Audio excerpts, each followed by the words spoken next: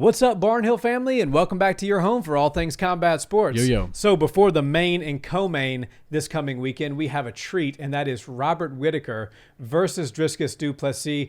This seems to be a title eliminator. You know, Dricus is a name that a lot of people are throwing around as somebody that Izzy hasn't fought yet, somebody that's enticing, somebody that's making a little bit of noise and calling out the champion.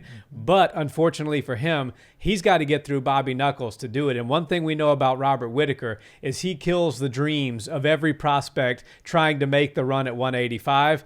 I'm not going to bury the lead here. I don't see this one being any different. I think Whittaker's got his number. Yeah, I have to agree with you on this one. And Whittaker is the guy that you always draw the comparison to. You're like, man, Max Holloway is the Robert Whittaker of the 145 division. And Dustin Poirier is the Robert Whittaker of 155. You know, Robert Whittaker has all of the talent in the world to be the UFC champion at 185. He just happens to be living in an era where Izzy Adesanya lives, and that's just one of those things that doesn't work out for him. Izzy's got his number, and he's going to beat him, I think, every time they fight. But nobody's getting past Robert Whittaker. He basically doesn't lose fights or even rounds unless it's against Izzy Adesanya.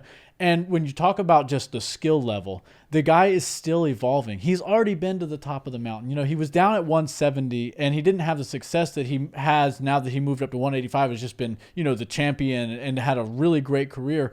But usually we talk about people that have made it to the top of the mountain, and they've seen the view from there, and then they have to, you know, come down a little bit. There's nowhere else to go but down.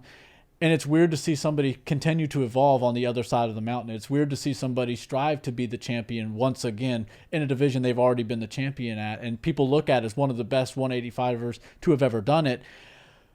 Du Plessis is a great fighter. And I think Du Plessis has a good career ahead of him in the UFC. He's got a 19-2 record. That looks really impressive. And I would never say that he had his record or his stats padded or any way. But he has not fought the opposition that Robert Whittaker has fought. He's not been in there in the wars that Robert Whittaker's been in. And I just think that this is a way too early of a test for Du Plessis to see if he's able to hang with the best guys in the world.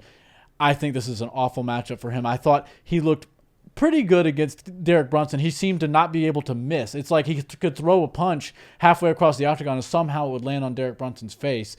But if you go back to the fight before that, he fought Darren Till. And it was actually pretty competitive and not impressive in either guy's direction. Like, both of them gassed out. Darren Till didn't look very good. And I could say the same thing for Du Plessis. He didn't look like a very skillful fighter. He looked like $1 million when he took his shirt off. And he looked like he knew what he was doing as far as, like, maybe some of the striking. But it started to weather really quickly. And then you saw the decline of his skills go as the fight moved on. So I think he's evolving. But at the same time, he's nowhere near where Robert Whittaker is. Yeah, and Robert Whittaker's not one to let you sit back and coast in a fight against him. If you start to gas, which I believe Du Plessis does have some issues with his gas tank. I think we saw enough in his last two fights to say that if he has an Achilles heel, he doesn't tend to come into the octagon super well conditioned. And that is absolutely the kiss of death if you're fighting Bobby Knuckles. If you come in there not conditioned and you start to fade and those hands start to come down, Bobby Knuckles is going to put you on the canvas and you're going to wake up seeing stars. And that is exactly my prediction. Robert Whittaker, second round, clean knockout.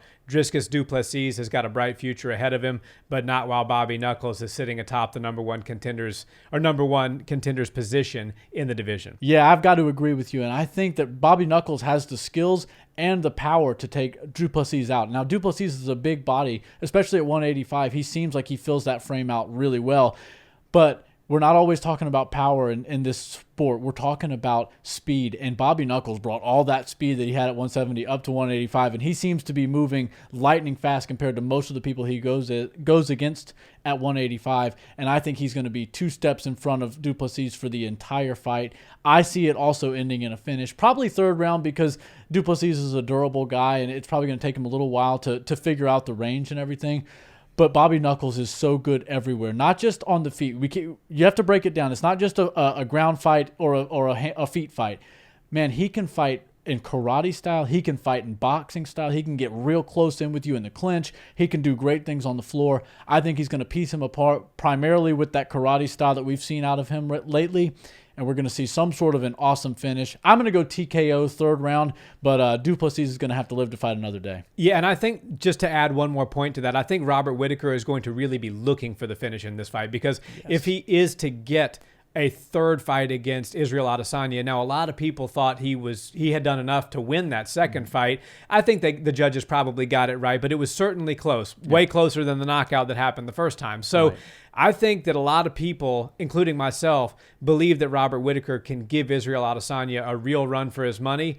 But I, like many others, want to see him get an emphatic, stamped finish against Du Plessis. And then I will say, okay, for sure, I want to see him in there with Izzy again, because it's hard to get up for a third fight where you've seen it go one way 2 times. But I think an emphatic win over the contender from South Africa would do just that. Yeah, and Izzy Adesanya is one of those guys that loves to go off of merit. And if somebody becomes undeniable in his division, he's willing to give them the opportunity, even if that means he's already beaten them once or twice. Definitely.